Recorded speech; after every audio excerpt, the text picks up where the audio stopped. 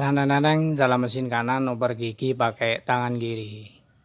Ya, sebelumnya saya ucapkan selamat datang kembali di channel saya.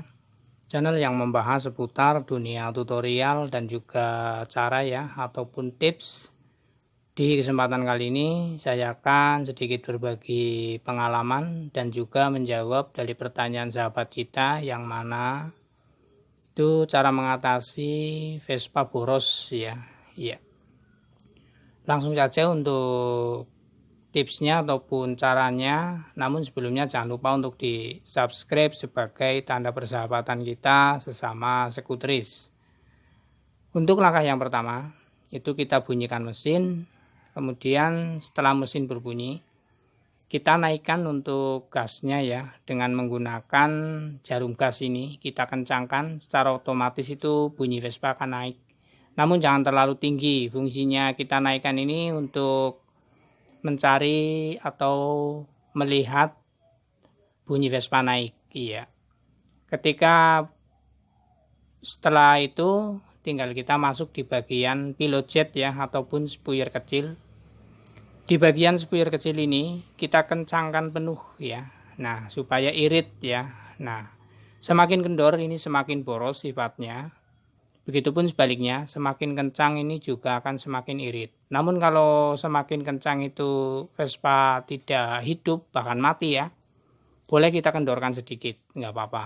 Nah, kemudian setelah ini pastikan sudah tersetting, kita masuk di bagian main jet ataupun spuyer besar.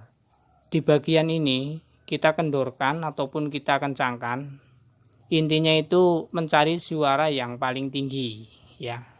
Kita mencari bunyi Vespa yang naik. Nah, biasanya itu kalau kita kendorkan ataupun kita kencangkan, itu bunyi Vespa akan naik. Nah, disitulah kita mencari bunyi Vespa yang naik ya, yang paling tinggi naiknya. Nah, kalau ketemu naik tinggi, tinggal kita masuk di bagian spuyer angin. Di bagian bawah ini pun sama. Kita kencangkan ataupun kita kendorkan, dengan catatan itu untuk mencari bunyi Vespa yang naik. Nah, sampai ketemu yang naik, biasanya itu Vespa akan irit ya.